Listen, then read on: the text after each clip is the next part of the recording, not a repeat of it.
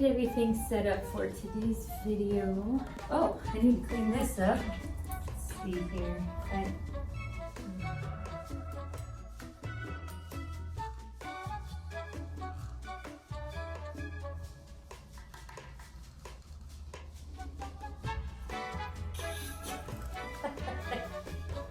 Oh, hi. I am Miss Bronson, and welcome to the next choral class. I don't know when I'll use this material, but that's not important for right now. What is important is that you give me a second. There, all ready for today's lesson. So, let me tell you a little bit about what's going to happen today. I have my basket, which is full of emptiness. Also, I came across some music flashcards, and I was thinking we need to talk about instruments again. It's been a little bit. So here's my idea. I am going to take the cards out of this box. Oops, one more in there. All right. Yep. So I'm going to take all the cards and I'm going to place them in this basket.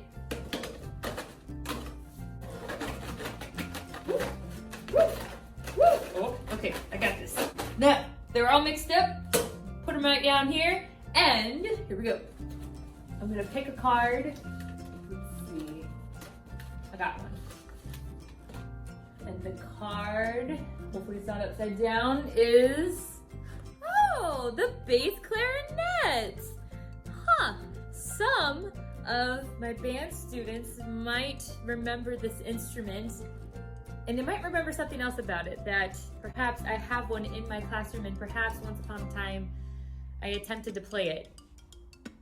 I haven't really had much experience with bass clarinets, but there are so many instruments out there to learn, and it's so fun to experience with all different kinds. I'm super excited about this one. So maybe you'll get to see today me pull that thing out and show you a little bit about it. For starters, we're going to talk about the history and what a bass clarinet is all about before we get into anything else. So stick around, let's talk about the bass clarinet.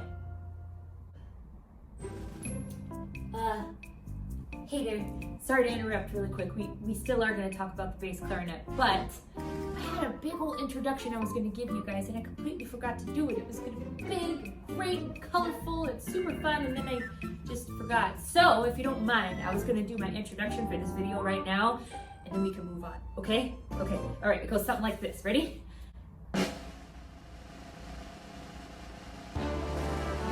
Instruments of the day! Woo! That's it. The bass clarinet is a woodwind instrument. It usually has a B-flat pitch, which is an octave lower than the normal clarinet. The instrument is relatively heavy and has an adjustable floor stand attached to its body.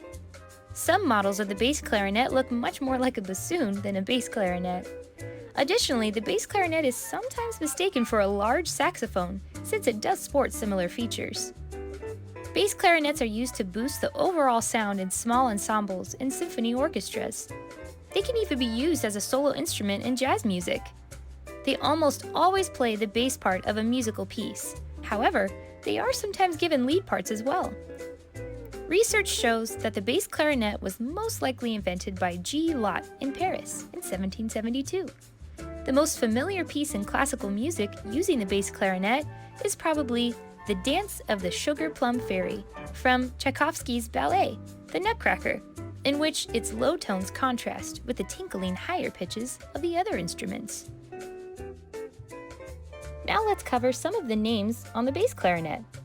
At the top, we have what's called the neck. Next, the part that we blow into to create its sound is called the mouthpiece. Under that, the top joint, and under that is the bottom joint. Next up, which is my favorite part, this is called the bell. And last but not least, we have what's called the floor peg. It serves as a stand for the bass clarinet. Okie dokie. So I thought it would be fun, now that we've talked a little bit about the bass clarinet, to put this thing together right before your eyes. All right, so let's take a look at how all this works. I'm gonna put it down here.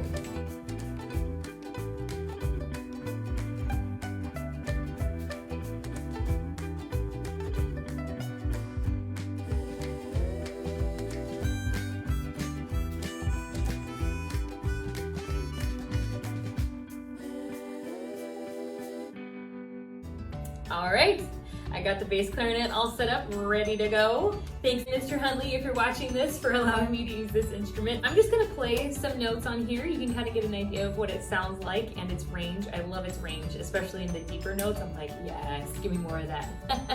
All right, so here we go. Let's have some fun.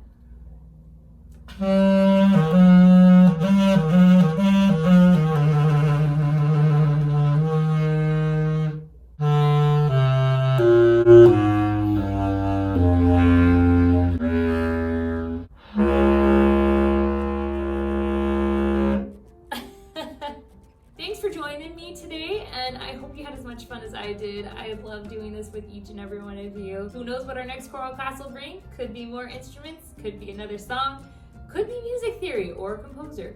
The possibilities are endless. You'll never know. Until then, I'll see you next time, everyone. God bless and have a great rest of your week.